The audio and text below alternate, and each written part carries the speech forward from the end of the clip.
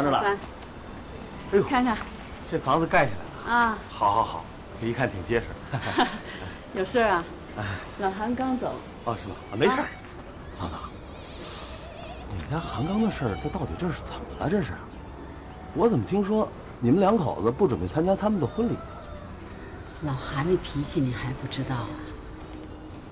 嫂子，这事儿你还真不能由着老韩。你想想，冬梅走了，马丽再飞了，那你们家韩刚不就两头不占了吗？没听算命的说呀，这结婚它是讲究运数，你要是该结的时候你生不结，那你就破了婚运了，闹不好这辈子你都跟结婚无缘。是啊。啊。迷信。真不是我迷信。那老三，你对机会你也跟老韩谈谈，你们老哥几个这么多年了，这是你们家的内政，我一外人我怎么好随便干涉呢？这事儿还得你自己跟他说。嫂子，不是我说你啊，为什么在这个家你老是说了不算？就是因为你这个人哈，你太善良，你太贤惠了，你太惯着你们家老韩了，你把他弄得跟个大皇上似的。你瞧瞧咱街坊四邻，那谁家不是老婆说了算呀？现在怕老婆那是男人的美德。我们家小英他妈在的时候，那我不是也是言听计从吗？那倒是。所以呀，这次你得给他来点实际行动。什么实际行动啊？你给他来一个一哭二闹三上吊，怎么样？去你的！这个老三，这嫂子，你看，你就说你这人太善良、太贤惠呢，你真是。俗话说，人善被人欺，马善被人骑呀。你可不能这么惯着你们家老韩，你把他给惯坏了。我跟你说，老三，别给我出馊主意了啊！我呀，还是好好的跟他谈。哎，嫂子，我跟你说，说句实话哈，我从内心啊，我真的很佩服你，真是这数一数二的好女人呢，知书达理。别把你嫂子捧这么高，不，真是该忙什么忙什么去吧。哎，那行，我走了，嫂子。哎。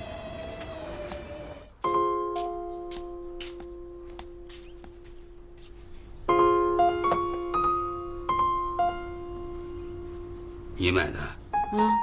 专门给你买的。这些日子你挺累的，多吃点，多喝点。有人来吗？没有啊。你就不能吃啊？没人来，干嘛花这么多钱？有事儿吧？他爸还是刚子的事儿。你是不是再想想啊？不说这事。你说人孩子要是真是结婚，咱们这个当爸妈的不去，那孩子多没面子呀！你要去你就去，我不拦着，反正我不去。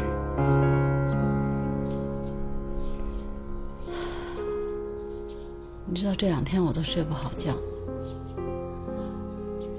翻来覆去的，我就想，一会儿刚子，一会儿强子，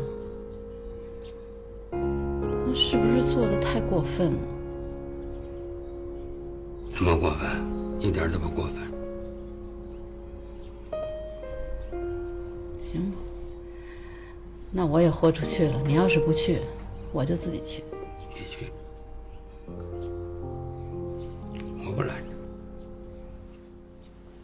你不是就是觉得对不起冬梅那孩子吗？我也一天都没忘了那孩子。还不是冬梅这孩子一个人的事，这关系到这个韩家你是怎么做的人？怎么做人呢？再怎么做人，那你就不能为咱们自己的儿子想想啊？怎么想啊？你去啊，我没拦着你啊，让你去啊。我跟你说我的话，你一句你都听不进去。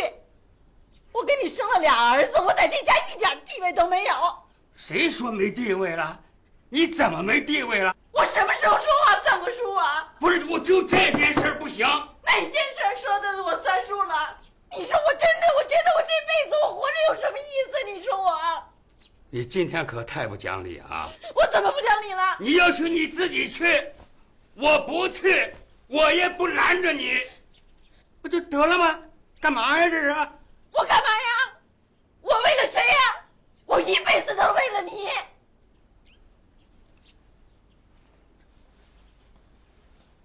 你干嘛去？我干嘛？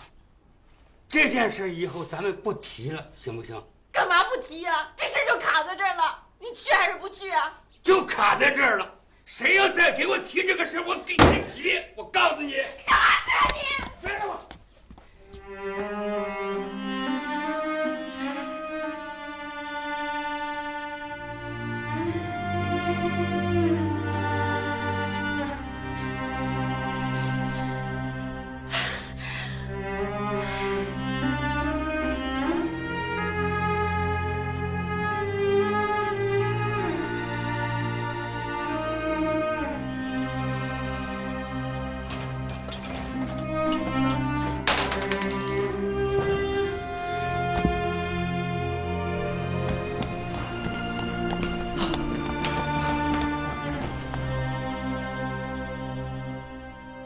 高压180，低压140。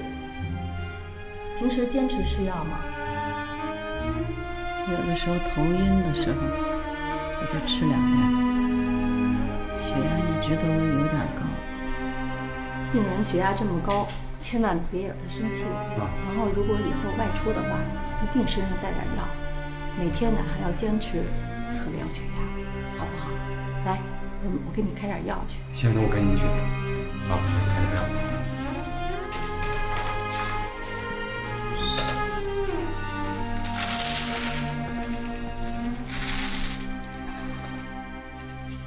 好说点了吧？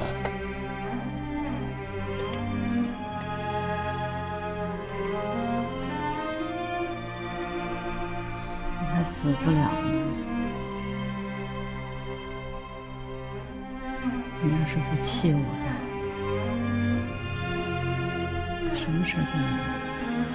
你吓死我了！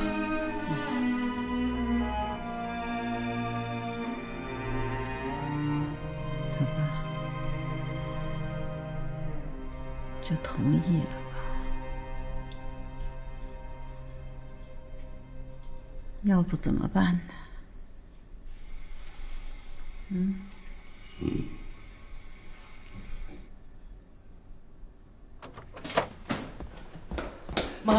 妈，怎么样了？什么病啊？刚子，你来了，妈没事儿，好了。